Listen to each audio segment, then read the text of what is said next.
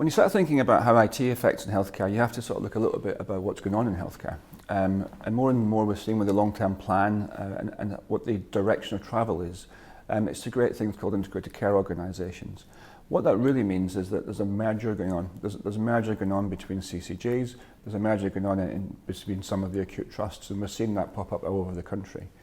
Anytime you've got any sort of merging organisationally, it creates a massive IT opportunity or actually challenge, because you're coming from multiple organisations, usually with multiple different systems, with a big integration problem, and interoperability across the healthcare sector has been a challenge for forever, and remains so.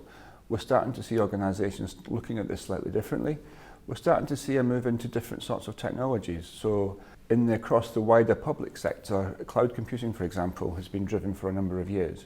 We see it a lot in central government, we see it growingly and increasingly in local authority. It's a relatively untapped market in the healthcare sector.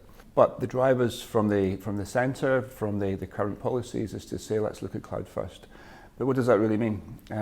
It really means that we're trying to improve the way that we deliver IT systems across the healthcare sector.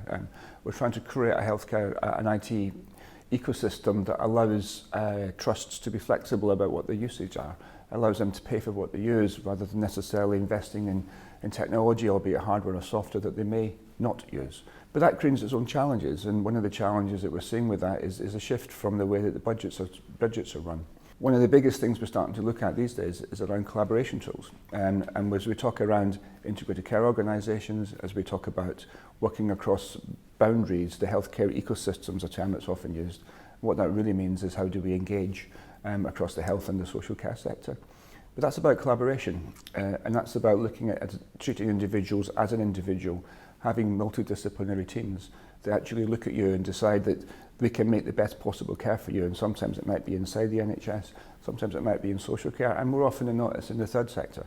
So embracing the great work that's going on in the charity in the third sector is really important to an individual, and how we can actually share information across all that, how we can collaborate across that ecosystem.